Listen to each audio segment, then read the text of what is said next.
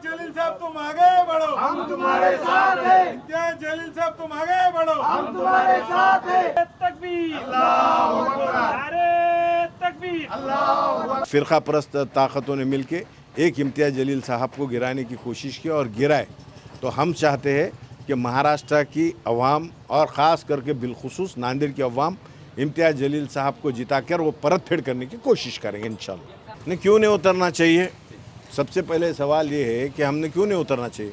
हमारी एक political party है, आज हमारे कई एमएलए से पूरे देश भर के अंदर और हमारे एमपी है, कुल हिंद मजलिस इत्तेहादुल मुस्लिमीन के सदर नक़ीब मिल्लत अलहज बैरिस्टर असदुद्दीन अवैसी साहब, साबिक़ एमपी इम्तियाज जलील साहब भी थे, और हमारे पूरे भारत वर्ष के अंदर बहुत से कॉरपोरेटर से, पंचायत समिति, हमारे ग्राम पंचायत के मेंबर हैं, और भी देश के अंदर ज़िला परिषद वगैरह के मेंबर्स हमारे ऑलरेडी है।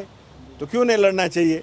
देखिए, हाल हकीकत यही है कि 2024 के अंदर नांदेड़ की अवाम, सेक्युलर अवाम, जिसमें दलित, मुस्लिम, पिछड़े सब तबक़ात के लोग, इनके पास ऑप्शन नहीं था। एक मजबूरी में जो है सो एक कैंडिडेट को उन्होंने वोट दिया था।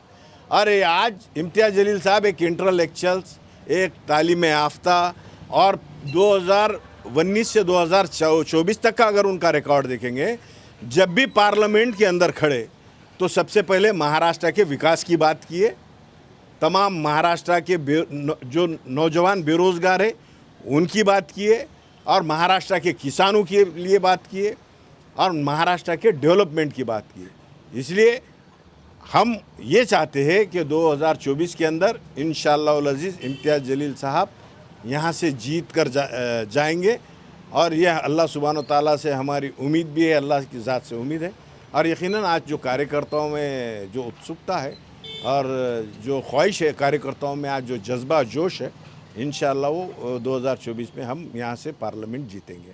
नांदेड़ एमआईएम को डर है कि क्रॉस वोटिंग में विधानसभा में एमआईएम को नुकसान हो सकता है, इसलिए ऐसी डिमांड की जा रही है। देखिए, ऐसे कहीं वाक़े अगर आप देखेंगे तो गुज़िश्ता इलेक्शन के बहुत ज़्यादा तजुर्बे भी है आपको।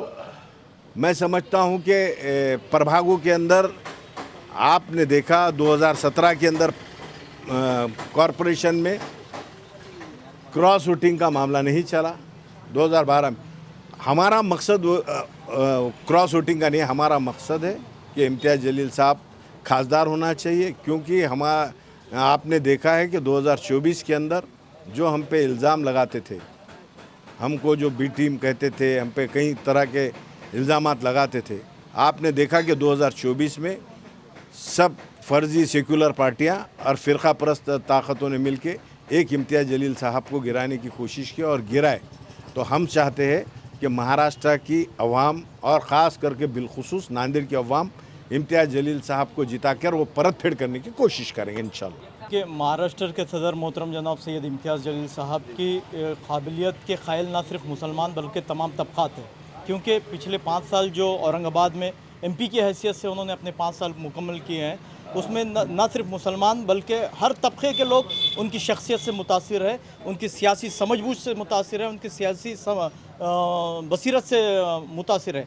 तो जहाँ पर नांदेड़ में बाई इलेक्शन होने जा रहा है, हम तमाम ने, नांदेड़ के तमाम तर्जुमेदारों ने ये फ़ैसला लिया है कि अगर यहाँ से सैयद इम्तियाज़ जलील साहब अगर एमपी का इलेक्शन लड़ते हैं, कॉन्टेस्ट करते हैं, तो यकीनन हमारी जीत होगी, और तमाम तबक़ात जो उनको समझते हैं वो यकीनन इनको वोट करेंगे, और मजलिस इत्तेहादुल मुस्लिमीन के बैनर पे सैयद इम्तियाज़ जलील साहब यहाँ से इलेक्शन लड़ेंगे। ऐसे में अगर उन्होंने 2 जगह लड़ेंगे तो क्या वक्त दे सकेंगे उन्हें? देखिए, आप खुद भी और तमाम महाराष्ट्र उनकी काबिलियत को जानता है।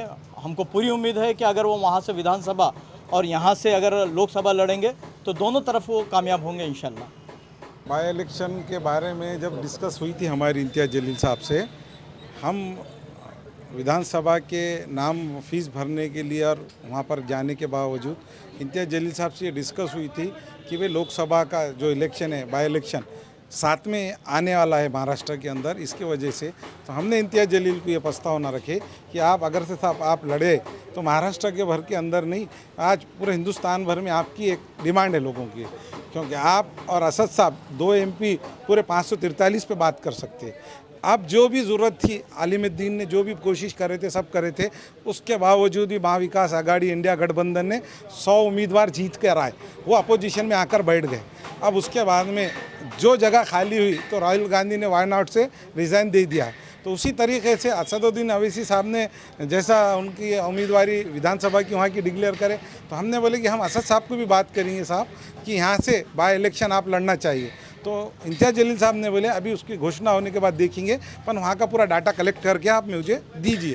तो हमने उनको देने के बाद में 8 दिन के बाद में इम्तियाज़ जलील साहब को ये लगा कि भाई यहाँ से, तो उन्होंने यहाँ के जो मराठा समाज के जरांगे पाटिल साहब है उनको भी जाकर मिले। हमारे पास वो भी लोग आए थे कि भाई इम्तियाज़ जलील साहब अगर से विधानसभा हमारे 2 मराठा समाज को देना चाहिए और बाकी के 6 जगहों में से 2 मुस्लिम दूसरे अदर समाज को दिए और लोकसभा को इम्तियाज़ जलील साहब रहे, तो हम यकीन उनको मदद करेंगे। तो साबिर कौन सा ऐसा समीकरण है जो इम्तियाज़ जलील साहब को कामयाब कर सकता है? इंशाअल्लाह ताला अभी का जो समीकरण दिख रहा है हमको, जरांगे पाटिल साहब के कुछ लोग हमारे जो टच में है, हम डायरेक्ट उनकी इम्तियाज़ जलील साहब से बात करा। इम्तियाज़ जलील साहब ने जरांगे पाटिल साहब को मिलने के बाद उन्होंने कल हमको ये बोले कि इंशाअल्लाह ताला हम इलेक्शन लड़ाएंगे। तो हमारी यही ख्वाहिश रहेंगी कि इम्तियाज़ जलील साहब ही लड़ना चाहिए, ये हमारा डिमांड है उनसे।